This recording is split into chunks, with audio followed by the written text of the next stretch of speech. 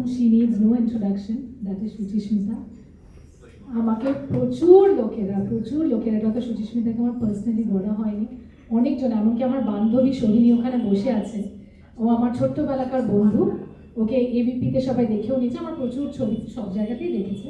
ও আজকে এসে বলেছে যে হরি মনমজায় তোকে এত ভালো লেগেছে রুক্মিণী আমার চৈতন্য হিসাবে। আমার শাশুড়ি তো নিজের পুরো গার্ল গ্যাংকে নিয়ে দেখতে গেছিলো, বিনোদিনী অসাধারণ লেগেছে। আমি যখন অফিসে ছিলাম তার মাঝখানে এত ওভার এক্সাইটেড হয়ে গেছে আমার শাশুড়ি মা যে আমাকে না ফোন করে পারেনি, এত ভালো লেগেছে। এবং চৈতন্য রূপে কিন্তু যেই মেয়েটা গিয়েছে সে কি ভালো গিয়েছে রে, কে এই মেয়েটা, এটাও কিন্তু ও বলেছে, এটা আমি বলার জন্য বলছি না। So Suchishmita, what is the response that you are receiving for Binodini as well as Hori Manmoja? এবার যদি আমি বলি, কামিং টু বিনোদিনী, অবভিয়াসলি প্রথমত সবাইকে, দর্শক, প্রেস, মিডিয়া, বন্ধু বান্ধব যারা বিনোদিনী এতদিনে দেখে ফেলেছেন এবং যারা দেখছেন এবং যারা আমাকে সোশ্যাল মিডিয়াতেও লিখছেন যে আমরা দেখতে যাচ্ছি এই উইকেন্ডে, অফকোর্স এটা একটা big weekend, 14th of February, আমরা জানি যে প্রেম দিবস সেটা জানি। আমাদের সরস্বতী পুজো হয়ে গেছে, এবার 14 তারিখ আসতে চলেছে, সো 14, 15, 16 সবাই আমাকে প্রচুর মেসেজ করছে যে আমরা যাচ্ছি সবাই মিলে দেখতে Binodini. So thank you so much. যে পরিমাণে সবাই ভালোবাসছে ছবিটাকে, যে পরিমাণে সবাই রিভিউজ দিচ্ছে। আমি কিছুদিন আগে একটা বেঙ্গল সামিটে গেছিলাম, ওখানে গোটা স্টেজ জুড়ে সবাই বিনোদিনী নিয়ে কথা বলছিলেন, মানে I was over the moon at that moment. আজকে এই মুহূর্তটা যেটা ভাইসা যাইবো নিয়ে, আমাকে বলতে হবে এই গানটা যখন আমি প্রথম শুনি, আমি একটা ঘোরে ছিলাম যখন আমি এই গানটা প্রথম শুনি। আমি রামকে বললাম, রাম এটা কী? তখন বললো যে this is the magic of Saurendra Soumyaji and Rekha Bhardwaj.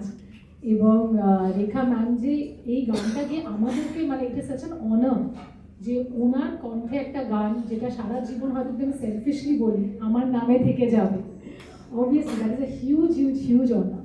And I have to say this, যে হয় না যে আমরা যে সিটে বসে থাকি 4টে পা থাকে, একটা হয়তো ডিরেকশন ছিল বিনোদিনীর, একটা হয়তো অভিনয়টা ছিল বিনোদিনী, একটা হয়তো ক্যামেরা অ্যান্ড আর্টওয়ার্ক ছিল, এবং আর একটা খুব শক্ত যদি বলা যায় একটা পা ছিল, সেটা ছিল আমাদের মিউজিক, সৌরেন্দ্র সৌম্যজি। দুজনে মিলে চেয়ারটাকে ধরে রেখেছিল বিনোদিনী।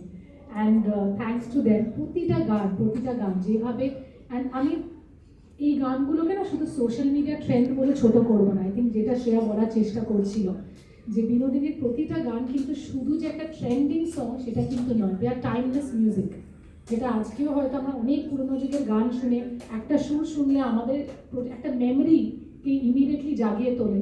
হয়তো বিনোদিনীর গানগুলো ঠিক তাই, প্রথম গান থেকে কানহা থেকে শুরু করে, তারপরে যখন আমাদের আজি বড়সারা রাতে আছে, অবভিয়াসলি আবার 14th of February আজি বড়সারা রাতে আবার ফিরে আসার সময়, এবং যাদের যাদের মনে একটু দুঃখ একটু ব্যর্থতা তাদের জন্য ভাইসা যাইবও আছে, এবং যারা ভেবেছে পৃথিবীটাকে ত্যাগ করে আমি চলেই যাই হরি মনমজায় তো আছে।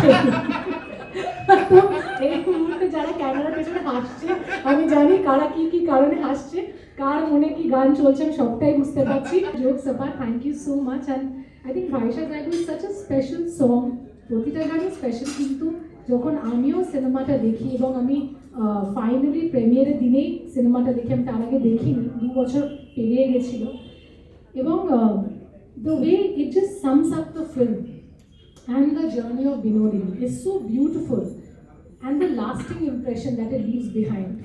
যজন সিনেমা দেখে বেরিয়েছে সবাই বলেছে আমরা একটা ঘুরে আছি, এবং হয়তো এই গানটা, ইয়েস অফকোর্স, শুধু এটাই প্রচুর গানের প্রচুর লিরিক্স আমার রামের লেখা, সেটাও আছে, এবং ভাইসা যাইবেরও তাই লেখা।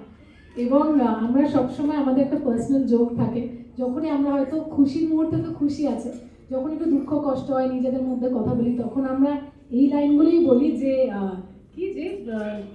হ্যাঁ, রাইখা যাইব ব্যথা, লইয়া যাব শ্যামের বাসি, রাইখা যাইব ব্যথা, সেইটা আমরা সারাক্ষণ বলতে থাকি। বাট থ্যাংক ইউ, দর্শক খুব পছন্দ করেছে গানগুলো, দর্শক পছন্দ করছে ছবিটাকে। বিনোদিনী অবভিয়াসলি আমাদের একটা বিশাল বড় প্রচেষ্টা ছিল, একটা লড়াই যেটা আমরা এখনও লড়ছি, বাট যে পরিমাণে আবার বলছি যে দর্শক পছন্দ করেছে বিনোদিনীকে এবং অনার করেছে, আই থিঙ্ক বাংলা এবং বাংলার বাইরে, শুধু বাংলায় সীমাবদ্ধ না। আমার মনে আছে পরশুদিনই একজন মেয়ে, সে মিস ইন্ডিয়ায় জিতেছিলেন, ওকে নিয়ে অনেক কথা ছিল, তো সেও একটা ইন্সপিরেশনাল স্টোরি। মানিয়া বলে একজন মেয়ে, উনি একজন অটো রিক্সাওয়ালার মেয়ে এবং সেই মিস ইন্ডিয়া টাইটেল জিতেছিলেন। এবং সে পোস্ট করেছে তার সোশ্যাল মিডিয়া এবং আমাকে পার্সোনালি লিখেছে যে আমার প্রথম ইন্ট্রোডাকশন বাংলা সিনেমা, সেটা বিনোদিনীর মাধ্যমে, এবং আমি প্রেমে পড়ে গেছি। I think that is the power of cinema.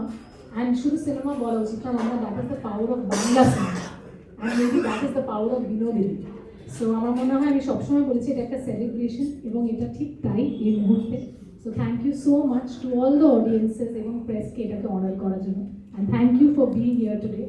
So যখন রামদা আমাদের ওই স্ক্রিপ্টটা পড়ে শোনাচ্ছিল গল্পটা, so we knew that this is the culmination of the movie, যেখানে পুরোটা সামারাইজ করা হচ্ছে আফটার অল দ্য এপিসোডস। সেখানে মানে আমরা মানে হাত ফোক মিউজিকের কাছে আমরা মাথা নত করে বসেছিলাম, কারণ ফোক মিউজিকের যেমন উৎস আমরা জানি না, তার বিকাশ কোথায় সেটাও বুঝতে পারি না। So it is the ultimate form, যে এই বিনোদিনীর ফিলোসফি, তার লাইফ, সবটাকে সামারাইজ করার এর থেকে বেটার আর কোনো বাংলায় দাঁড়িয়ে উপায় হতো না আমাদের বাংলার ফোককে ইন্টারপ্রেট করার বাইরে। গল্পটার সাথে আমরা খুব পার্সোনালি যুক্ত হয়ে পড়েছিলাম। আমরা স্ক্রিপ্ট রিডিং একসাথে করতাম, এবং তারপরে যখন কিছু কিছু শ্যুট ফ্লোরে যখন শ্যুট হতো দেখতে যেতাম, তখন তার ইমোশনটা খুব মনে এসে লাগতো যে এত বছর আগে একজন এইরকম শিল্পী স্ট্রাগল করেছেন। তো তখন আমরা দেখলাম যে এই Bhawaiya as a form will be very interesting to summarize the whole script. শেষে এসে মানুষ, আমরা পরে যখন শুনেছি যে মানে হলে সবার চোখে জল চলে আসছে গানটা শুনে, সেটা আমাদের কাছে খুব বড় পাওয়া যে সবাই গানটাকে এইভাবে অ্যাপ্রিসিয়েট করেছে after seeing the whole movie and its scale. গানটা নিয়ে আমাদের ও তো মোটামুটি আমাদের অভিজ্ঞতা অনুভূতিটা বললো। আমি জাস্ট কয়েকটা ছোট ছোট জিনিস শেয়ার না করলেই নয়। এক হচ্ছে, যখন রামদা এই ছবির স্ক্রিপ্টটা আমাদের কাছে শোনাচ্ছিল, তখন আমাদের মাথায় যেরকম একটা হিস্টোরিক ডকুমেন্টেশন অফ নটি বিনোদিনী ছিল, সেটা শুরুতেই খুব ভেঙে গেল। এবং আমরা বুঝলাম যে রামকুমার মুখোপাধ্যায় আসলে একটা ম্যাগনাম ওপাস তৈরি করতে চাইছেন, which is larger than life, which is celebration of not only নটি Binodini but also the language of cinema in itself. ফলে এই গানটা খুব চ্যালেঞ্জিং, কারণ রামদা বললো যে এতক্ষণ ছবিতে যা কিছু হলো, এই 2 ঘন্টার একটা summary has to be this song.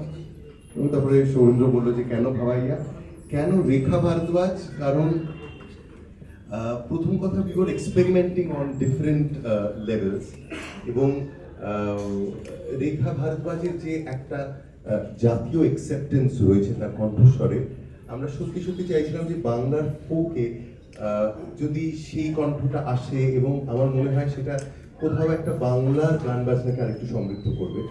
So that is why Rekhaji এত সুন্দর করে বললেন, but the amount of practice she required to be a Punjaban and still be able to say লইয়া যাইব শ্যামের বাসি, রাইখা যাইব ব্যথা।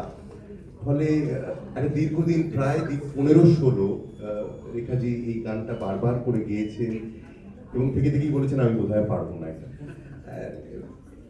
Actually that happened, and I also have to introduce সৈকত বললো তুই একবার আয়, because he is the one we need to really applaud. He has arranged the song, not only the song, puro filmer BGM and everything. So a lot of sweat and blood from his end. Thank you, Boblo.